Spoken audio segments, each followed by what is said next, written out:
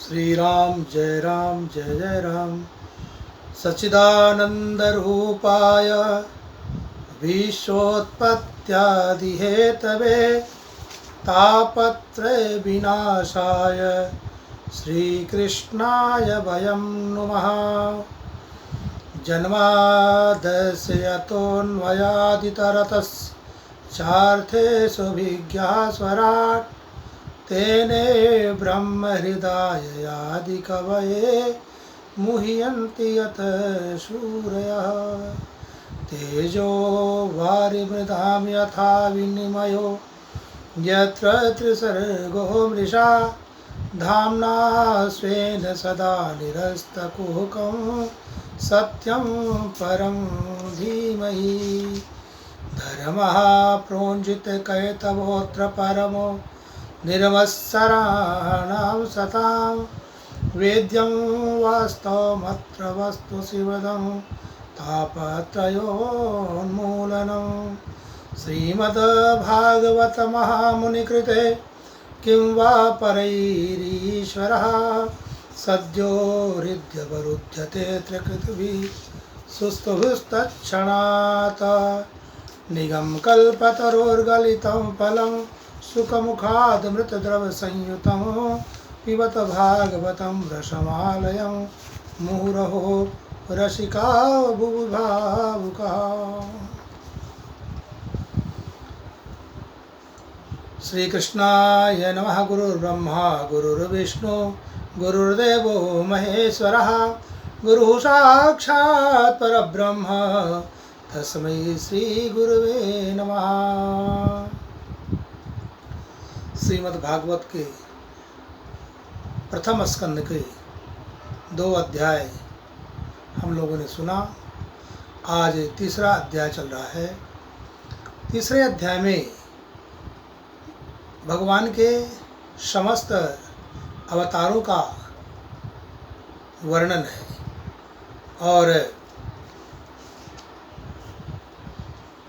श्री सुखदेव जी महाराज राजा परीक्षित को समस्त अवतारों का वर्णन सुनाते हैं। सुखदेव जी कहते हैं कि हे राजन, ये समस्त अवतार का वर्णन आप सुनिए।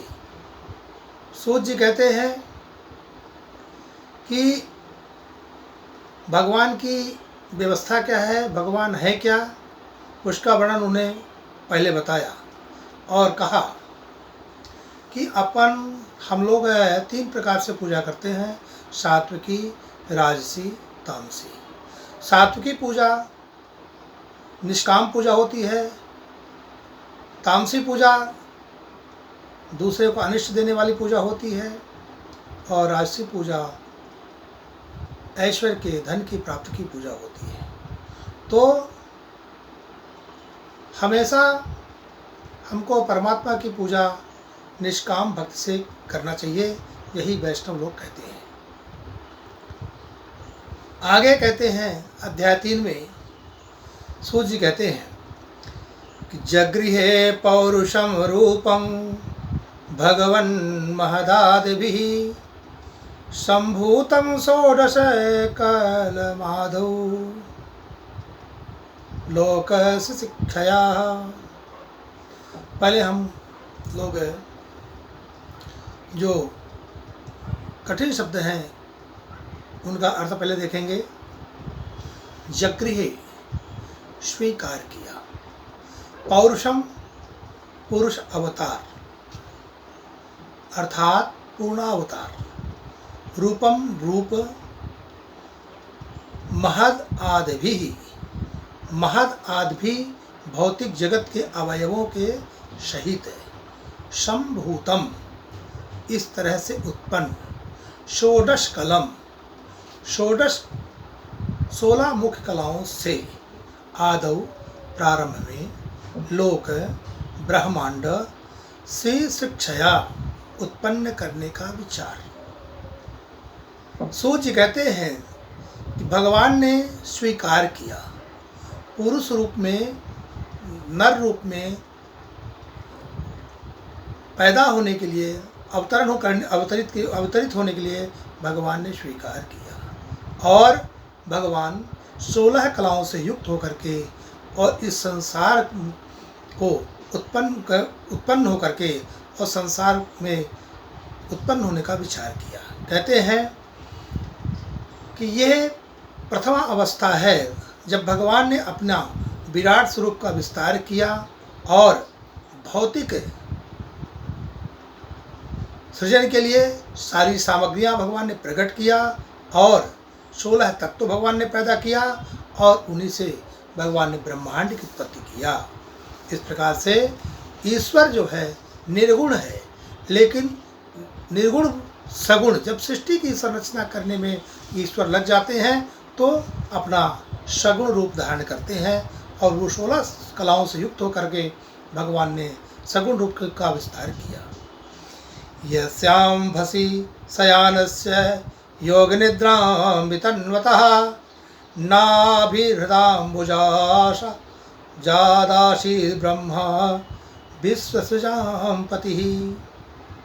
अब भगवान ने जब अपना विराट स्वरूप को वर्णन किया, विराट स्वरूप दिखाया, तो यस जिसके अंभसी जल में शयनस्य लेटे हुए योग निद्राम ध्यान मुद्रा में ध्यान निद्रा में वितन्वतः विस्तार करते हुए नाभि से हृद सरोवर अंबुजात कमल से आशीत प्रकट हुआ ब्रह्मा जीवों के पितामह विश्व ब्रह्मांड का सृजाम शिल्पी पति स्वामी।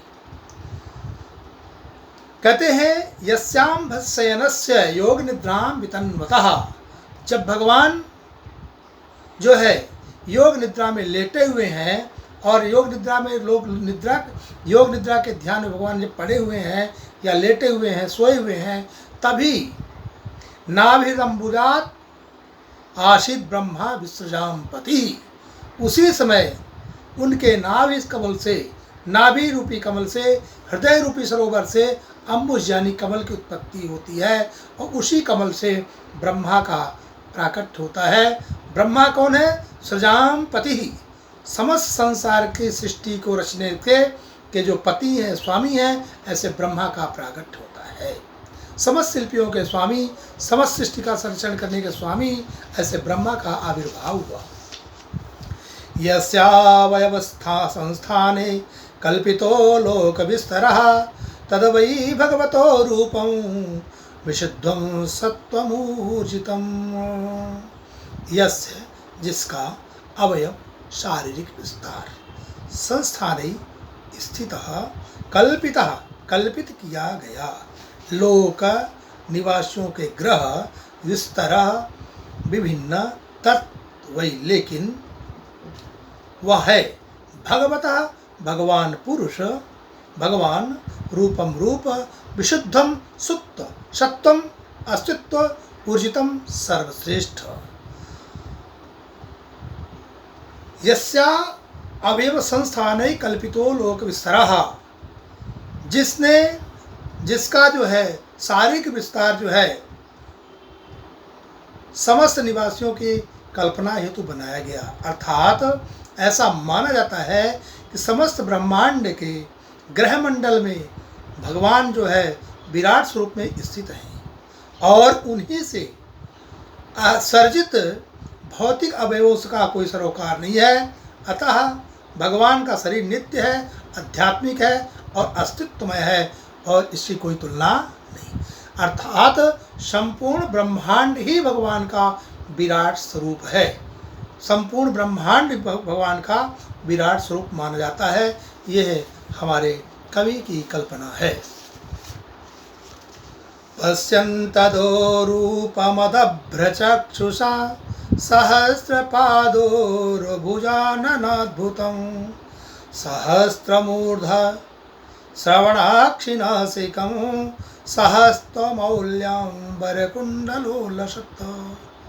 पश्यन्ति देखते हैं, अधः आदि पुरुष, रूपम रूप अभ्रत पूर्ण चक्षुषा आँखों से, सहस्त्रपाद 1000 पाँव हैं, उरु हजारों हैं, भुजा आनंद ये सब है, अद्भुतम आश्चर्यजनक सहस्त्र हजारों मूर्ध शीर, श्रवण कान, अक्षि आँख, नासिका नासिकम नाक, सहस्त्र मौली माने हजारों मालाएं, अंबर वस्त्र, कुंडलम कर्णभूषण उल्लसित चमकते हुए।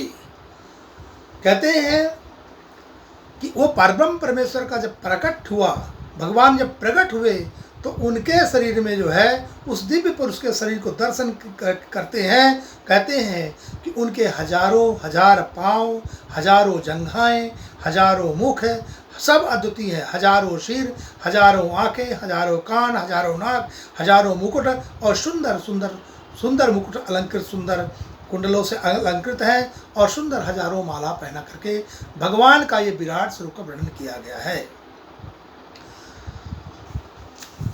एतन्नावताराणां निधानं बीजमभयं यस्यांशं सृज्यन्ते देवी तिर्यं नरादयः। कहते हैं जो भगवान का जो विराट स्वरूप है, सहस्त्रिका पुरुष, सहस्राक्षा, सहस्रपात, ऐसा हमारे वेदों में वर्णन किया गया है। तो कहते हैं यही जो भगवान का स्वरूप है, नाना अनेक अवताराणाम, अवतारों का, निधानम स्रोत, बीजम बीज, अभ्यम अविनाशी, यस्य जिसका अंश पूर्ण अंश, अंशेन भिन्न अंश से सृज्यन्ते उत्पन्न होते हैं देव देव तिर्यक देवता और पशु पक्षी नर आदि मनुष्य आदि।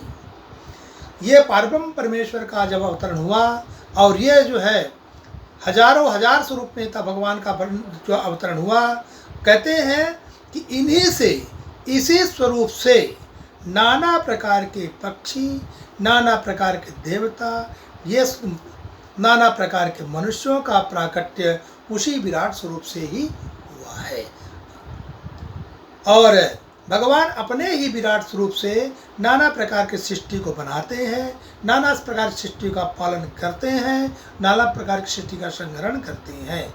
इस प्रकार से मनुष्य जो है तो प्रथम पुरुष प्रकट हुआ और वही प्रकट प्रथम पुरुष जो है, जो साहब नारायण का वो विराट स्वरूप है और वही विराट स्वरूप जो है तो पूरी सृष्टि का अविनाशी बीज है और वो हर कण में, हर अंश में, हर जगह विद्यमान है, विराजमान है।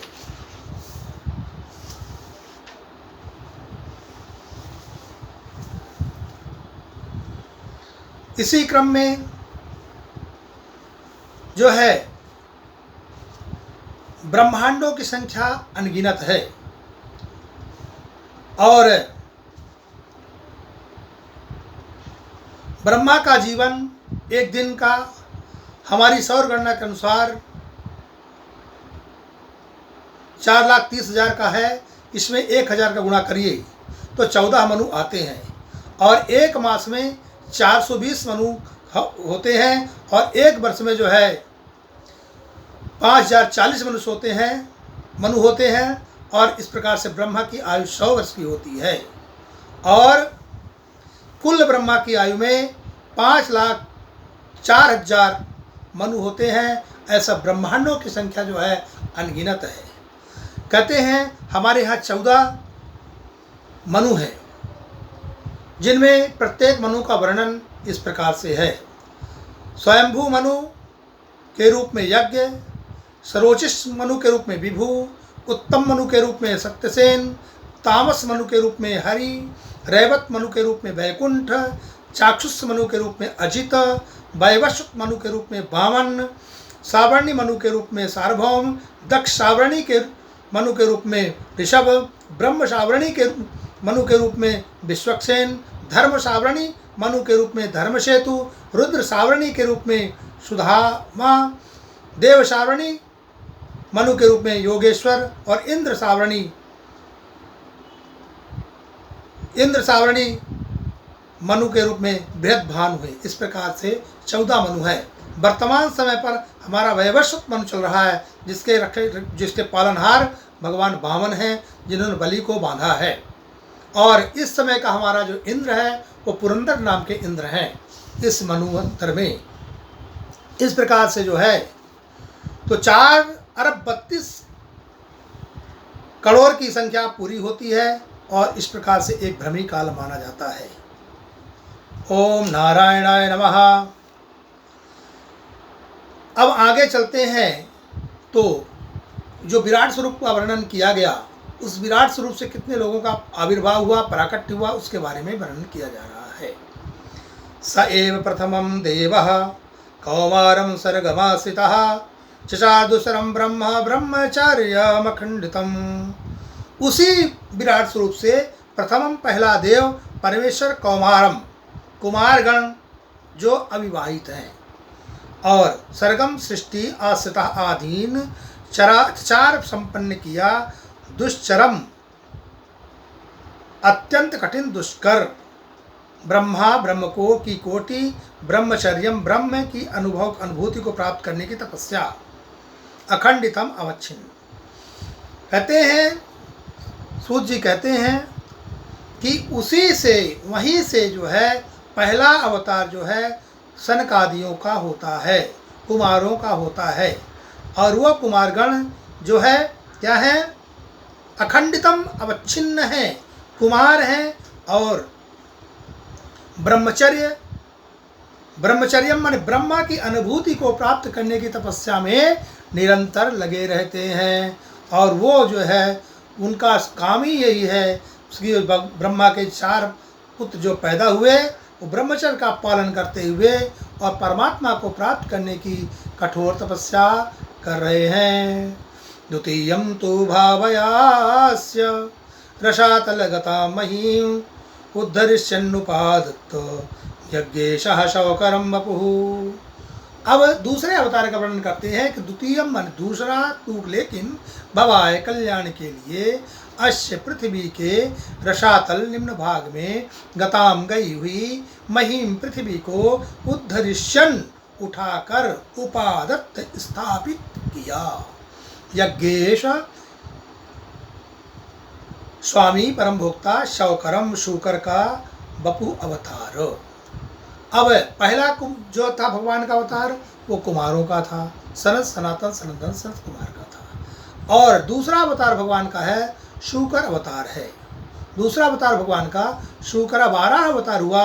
वो पृथ्वी को, जो पृथ्वी समुद्र में चली गई थी, रसातल में चली गई थी, उस पृथ्वी को उद्धार करने के लिए भगवान ने उसको उद्धार किया। और भगवान ने पृथ्वी को अपने दांतों पर रखा था, इसलिए पृथ्वी का नाम पड़ा धरा। और पृथ्वी के उद्धार के लिए भगवान का दूसरा अवतार हुआ शूकर अवतार, 12 अवतार। तृतीयं ऋषिसर्गं वै देवर्षित्वमुपेत्य सः तंत्रं सात्वतमाचष्ट नैष्कर्म्यं कर्मणां यतः। तृतीयं तीसरा ऋषिसर्ग निश्चय ही देवर्षित्वम देवताओं के ऋषि उपेत्य स्वीकार करके और तंत्रम माने वेदों का भाष्य सात्वतम माने विशेष रूप की भक्ति आचष्ट संग्रह किया नैष्कर्म निष्काम कर्मणाम कर्म का यतः जिससे। तीसरा जो भगवान ने प्रादुर्भाव किया वो तीसरा भगवान का स्वरूप था। वह तीसरा अवतार तीसरा भगवान ने पैदा किया। तीसरा अवतार में जो है नारद को पैदा किया। नारद जी तीसरे हैं। इन्होंने जो है तो विशेष रूप से भगवान की भक्ति किया और अपने वेदों को लेकर के इनको देवर्षि कहा जाता है। देवताओं के ऋषि हैं इसलिए इनको देवर्षि कहा जाता है। और भगवान का ये सत्यावेश अवतार हुआ है और उन्होंने वेदों का भाष्य संकलित किया। और जिससे क्यों संकलित किया कि वेदों के भाष्य से व्यक्ति को भक्ति की प्राप्ति होती है और निष्काम कर्म निष्काम भक्ति की प्रेरणा हमारे नारद जी से प्राप्त होती है। तुर्ये धर्म कला सर्गे नर नारायण ऋषि भूत्वोपसमोपेतम करो दुश्चरम तपः। तुर्ये चौथी बार धर्मकला धर्मराज की पत्नी से सर्गे उत्पन्न नर नारायण नर और नारायण ऋषि भूत्वा होकर आत्म उपशम इंद्रिय निग्रह द्वारा उपेतम प्राप्ति के लिए अकरोत किया दुश्चरम अत्यंत कठिन तपस्या। चौथे अवतार में भगवान ने राजा धर्म की पत्नी से जुड़वा रूप में पैदा होते हैं, नर नारायण बनते हैं और उन्होंने अपनी इंद्रियों को वश में करने के लिए दुश्चरम तपः बहुत कठिन तपस्या किया। इस प्रकार से भगवान का चौथा अवतार जो है, भगवान का चौथा अवतार नर नारायण के रूप में होता है।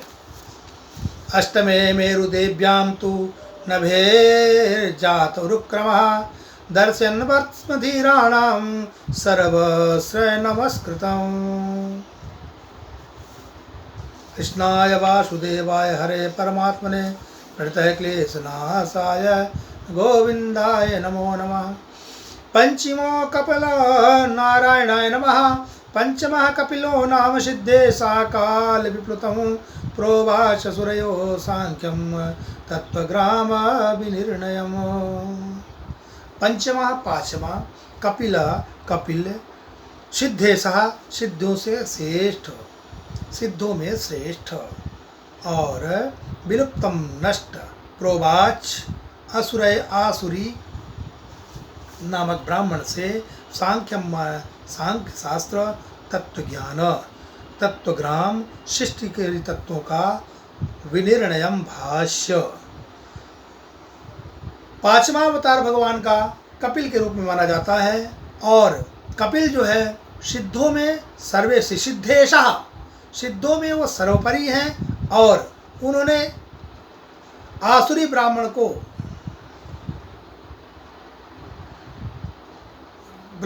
को जो है आसुरी नाम के ब्राह्मण से जो है नामक ब्राह्मण से सांख्य शास्त्र का वर्णन उन्होंने किया और सृष्टिकरी सांख्य शास्त्र का भाष्य बताया और इसके बाद जो सांख्य शास्त्र विनिष्ट हो चुका था, नष्ट हो चुका था, तो कपिल महाराज की कृपा से वो प्राप्त हुआ। षष्ठमात्रेर पत्यत्वं वृता प्राप्तो नुसूयाः अन्वीक्षकी मलर्काय प्रहलादा दिव्य ऊचिवान। भगवान का छठवां अवतार जो था वो अत्रि के घर में हुआ। अपत्यत्वम पुत्र के रूप में वृतः मांगने पर प्राप्त किया। अनुसूया द्वारा आन्वीक्षिक अध्यात्म के विषय पर अलर को प्रहलाद आदि अन्य को उच्चवान बताया। छठवां भगवान का जो अवतार है वो अत्रि के घर में हुआ। अत्रि के यहाँ भगवान ला करके पैदा हुए और उन्होंने अत्रि की जो पत्नी थी जिनका नाम था अनुसूया के यहाँ आ करके और उन्होंने अलर्क को प्रहलाद इत्यादि को सबको जो है छठे अवतार में उन्होंने जो है अध्यात्म के विषय का उपदेश दिया है। अनुसूया की प्रार्थना से अत्रि के भगवान के घर में भगवान का प्राकट्य हुआ और उन्होंने जो है अलर्क और प्रहलाद अन्य बड़े बड़े यदुवंशी वंशी सभी को उन्होंने आध्यात्म के विषय का उपदेश दिया। तथा सत्व आकुत्याम रुचेर्यज्ञो विजायत सायमाद्यै सुरगणैः रापत्य स्वायंभुवान्तरम। तथा इसके बाद सप्तवां अवतार आकुति के गर्भ से रुचे प्रजापति रुचि के द्वारा यज्ञ रूप में भगवान का अवतार अभ्यजायत अवतरित हुए। सा वे यम आदि से सुरगणी देवताओं के द्वारा आपात शासन किया। स्वयंभू अनंतरम, स्वयंभू मनु के काल का परिवर्तन। इस प्रकार से भगवान का जो सातवां अवतार था, भगवान आकुति के घर में रुचि प्रजापति के द्वारा यज्ञ से भगवान का प्राकट्य होता है। आकुति के घर में रुचि प्रजापति के द्वारा यज्ञ से भगवान का प्राकट्य होता है और वहाँ से प्रकट होकर के और यज्ञ रूप में प्रकट होते हैं और उन्होंने देवताओं की सहायता की, अर्थात भगवान का वह यज्ञावतार ये माना जाता है। अष्टमे मेरुदेव्यां तु नाभिर्जातरुक्रमः दर्शयन् वर्त्मधीराणां सर्वश्रम नमस्कृतम्। अष्टमे आठवां अवतार मेरुदेव्यां तू मेरुदेवी के गर्भ से नाभे राजा नाभि जाता जन्म लिया। उरुक्रमः सर्वथा बुद्धिमान भगवान दर्शन दिखाया वर्तमान रास्ता धीराणाम पूर्ण लोगों का सर्व सभी आश्रम जीवन। आठवां जो भगवान का अवतार था राजा नाभि के यहाँ हुआ। राजा नाभि और मेरु देवी उनकी पत्नी का नाम था। दोनों के संयोग से जो है भगवान ऋषभ देव का अवतरण हुआ और उन्होंने जो है आश्रम पद्धति के बारे में बताया और इस प्रकार से भगवान इस अवतार में भगवान ने अपनी पूर्णता का मार्ग दिखलाया और लोगों ने उनका अनुगमन किया और इन्होंने अपने इंद्रियों को संयम किया और कठिन से कठिन तपस्या करके और सभी वर्णाश्रमों में ये वंदनीय है। शिविर्याजितो भेजे नवम पार्थिपम वपुः दुग्धे मामोषधीर्विप्रास्तेनायं सौषत्तमः।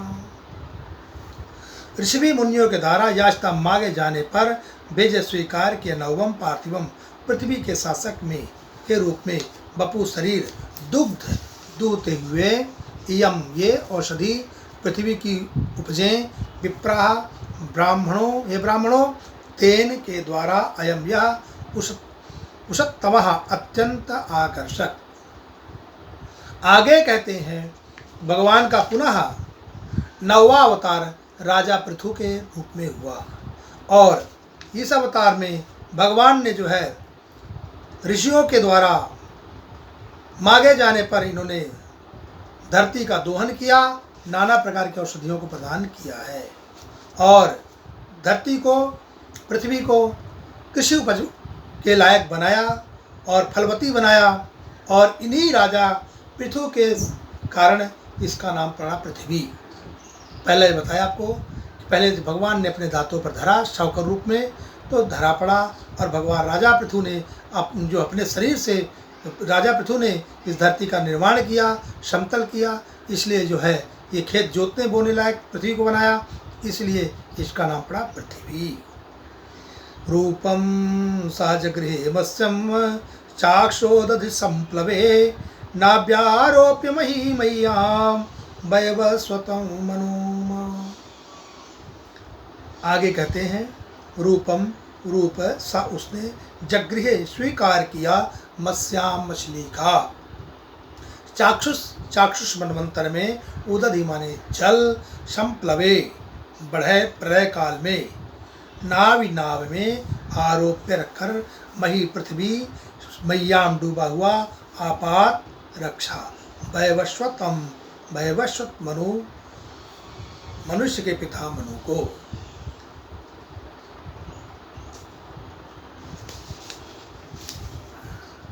इसके बाद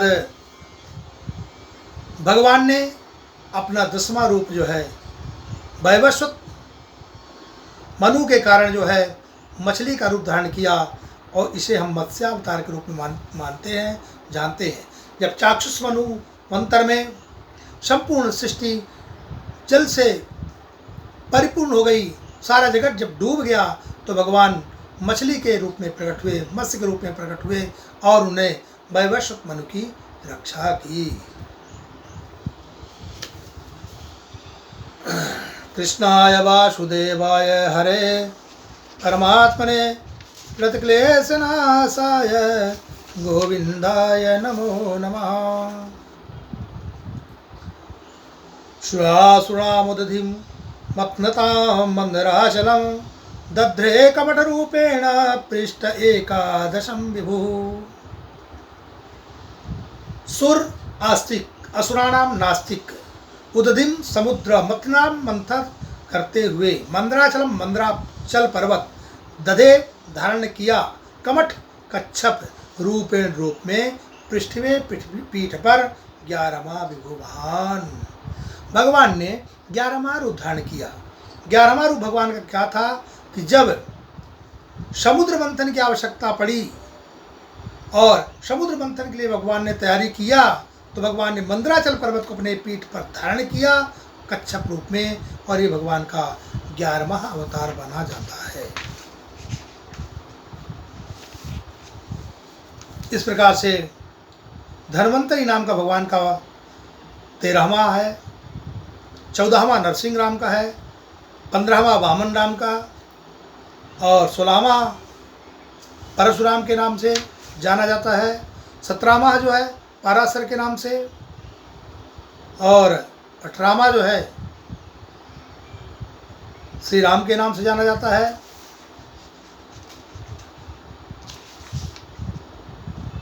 19वां राम और कृष्ण के नाम से, 20वां कलयुग के आरंभ होने पर बुद्ध के नाम से, और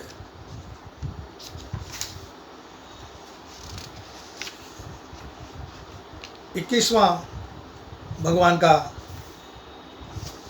कल्कि अवतार के रूप में जाने जाते हैं। इस प्रकार से भगवान के नारायण के विभिन्न अवतारों का वर्णन किया गया। कल हम पुनः इन अवतारों के में चर्चा करेंगे। तब तक जय श्री कृष्ण, जय श्री राधे। कृष्णाय वासुदेवाय हरे परमात्मने प्रणतक्लेशनाशाय गोविंदाय नमो नमः। बोलो वृंदावन बिहारी लाल की जय।